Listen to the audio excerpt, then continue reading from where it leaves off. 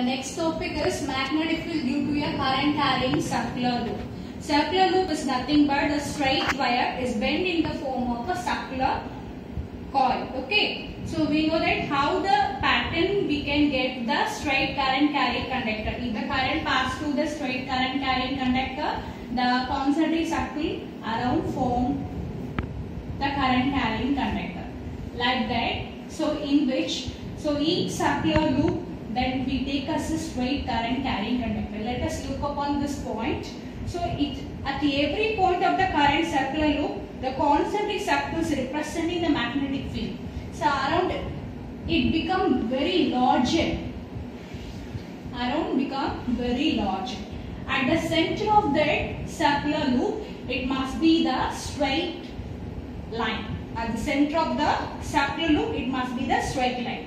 So if the current magnetic field lines are become larger, means at the time we reach the center of the circular loop, the center of the circular loop we can get the straight line. This is the straight line of a magnetic field line we are getting there. Now the magnitude of magnetic field is depend upon three characters. One is we know that the amount of current flowing in that the circuit, then the number of turns. We know that circular loop contains n number of turns. If we increase the n number of turns, the magnetic field also increases. So the magnetic field is directly proportional to the number of turns in the circular loop coil. Then we know that magnetic field also depend upon the distance between the circuit. This is the magnitude of magnetic field depend upon the three characters. The net magnetic field in the form of the line appearing as a straight line at the center of the loop. Okay, this is the net magnetic field line. Okay, now we are going to find out the direction of this magnetic field lines. From straight current carrying conductor, we use one rule, that is right hand thumb rule. Like that, in a circular loop, we are using the Maxwell corkscrew rule. Okay, it's nothing but take the screw, and if I want the current pass from my left side to right side, that means this direction means the rotation, the screw rotation, the screw head is the current direction. The screw head is the current direction.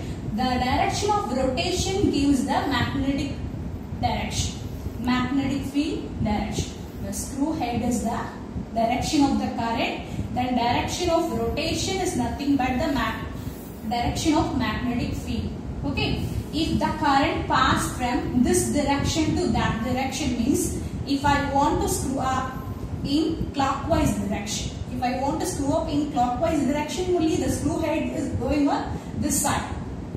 For that, the current direction in this side means the direction of the rotation should be in clockwise.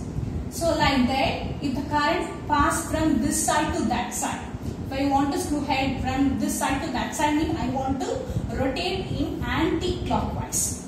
I want to rotate in anti-clockwise. So the direction of the magnetic field should be in anti-clockwise. So from this, using the Maxwell corkscrew rule, we can get the direction of the magnetic field lines. So we have found out the pattern of the magnetic field lines. Then the magnitude of magnetic field lines, we know that. So P is directly proportional to I, and number of turns,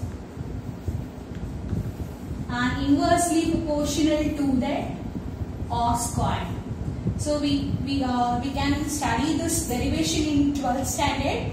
Then the direction of the magnetic field is we can obtain from the rule of Maxwell corkscrew rule.